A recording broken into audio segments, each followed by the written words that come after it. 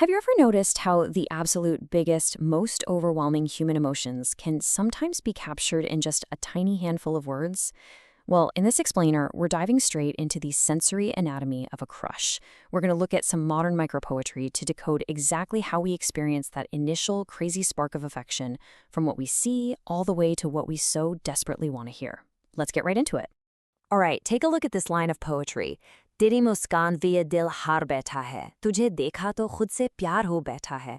Roughly translated, that means, my heart is lost to your smile, and seeing you has made me fall in love with myself. I mean, wow. Notice how this doesn't waste any time. There's no slow build-up here. It drops us right into the exact lightning strike moment of impact. You see their smile and boom, game over. Your heart is just gone. It's this total involuntary surrender to a visual. We've all had that feeling of time just freezing, haven't we? So that brings us to section 1, the magic of a smile. Now, this isn't just a messy jumble of feelings. It's actually a really logical step-by-step chain reaction. Step 1, you see the smile. That's your catalyst. Step 2, you lose the heart.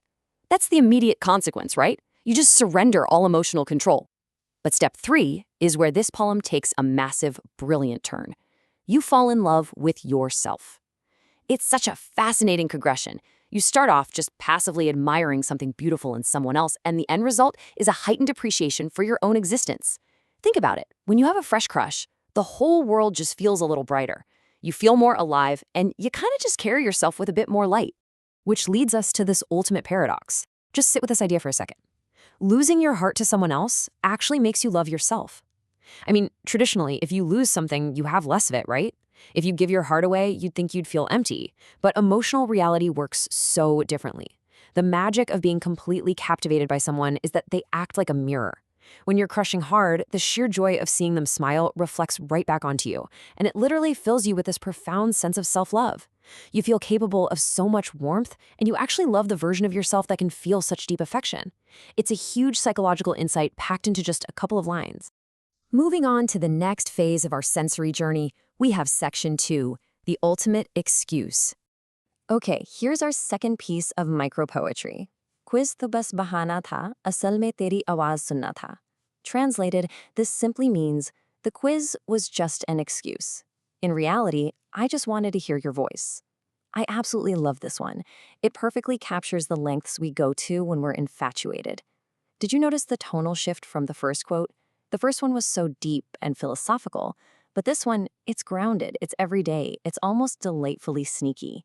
It's all about the real, practical little maneuvers a hopeless romantic pulls off just to get a hit of their favorite sound, that specific person's voice. Let's unpack this word, bahana. Technically, it means an excuse. But in this context, a bahana isn't a lie to get out of trouble, like, telling your teacher the dog ate your homework. No, it's a brilliantly manufactured, mundane task, like asking about a quiz, created entirely to fulfill a deep romantic desire. The excuse is basically a cover operation, because let's be real, you can't exactly walk up to your crush and say, "Please speak words to me because the acoustic resonance of your vocal cords brings me immense joy." That's going to come off a little intense. So instead, you use the bahana. You use the quiz. It's this perfectly socially acceptable camouflage for a really deep romantic yearning. And this builds into a highly actionable strategy for connection. Step 1, find a mundane academic topic. It has to be boring enough to seem totally platonic and unsuspicious. Step 2, formulate the quiz excuse. You craft that perfect, casual-sounding text or hallway question like, "Hey, did you catch what chapters are on the quiz tomorrow?" And then, step 3, achieve the real goal, hearing their voice. You already know what chapters are on the quiz. You probably studied them last night. That was literally never the point. The point was the audio connection. It's this calculated, highly relatable timeline. It's active, it's strategic, and honestly, it's universally understood by anyone who's ever tried to engineer a coincidental interaction. Bringing this all together, we arrive at section 3, visuals versus the voice. This perfectly illustrates the two sides of the romantic coin. On the left side, we have the visual.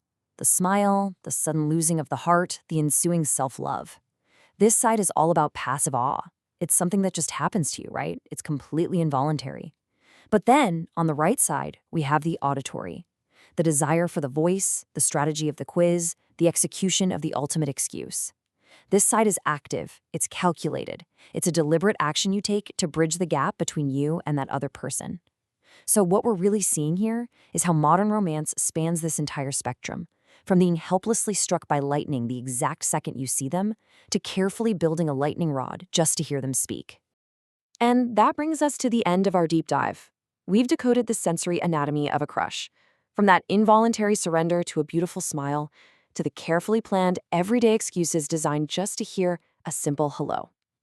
Which leaves me with a final thought for you to ponder as you reflect on this explainer. Think back to your own experiences.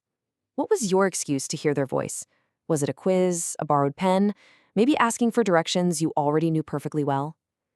The tactics might change, but that underlying human desire for connection, it remains exactly the same. Thank you so much for joining me to explore these ideas, and I'll catch you in the next one.